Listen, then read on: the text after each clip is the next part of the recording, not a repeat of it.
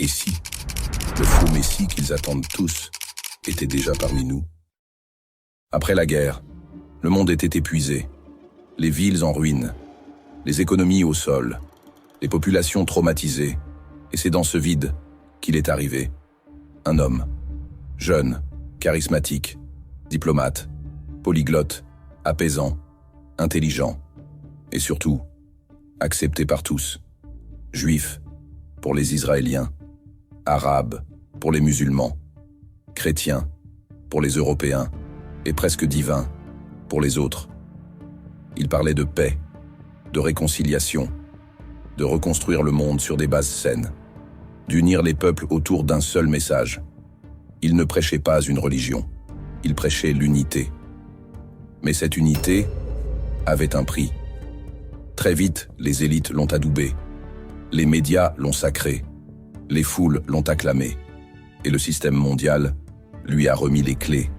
Il est devenu le visage du nouvel ordre, l'incarnation parfaite d'un pouvoir sans opposant. Et tous ceux qui doutaient étaient accusés d'être des extrémistes, ou pire, des ennemis de la paix.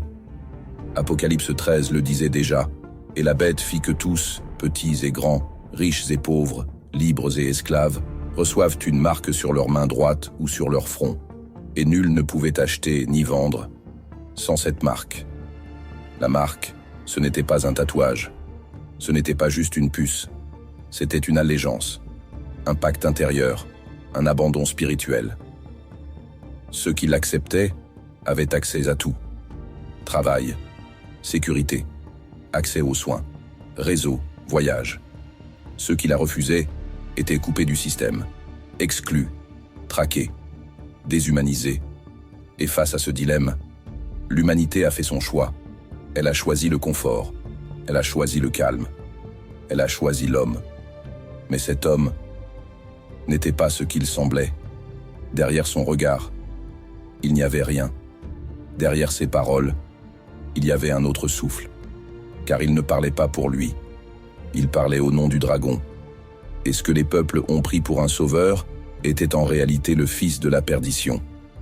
Celui dont parlent les textes, celui qui vient avant la fin. Celui qui imite le Christ, mais n'apporte que l'abîme. Il fera des miracles, il guérira des malades, il réconciliera des ennemis. Mais tout ça n'est qu'une illusion, car ce qu'il veut, ce n'est pas juste la paix, ce n'est pas le bonheur. Ce qu'il veut, c'est ton âme. Dans l'épisode suivant, on verra pourquoi ce faux sauveur doit d'abord passer par Jérusalem, et comment ce lieu sacré deviendra le centre du dernier affrontement.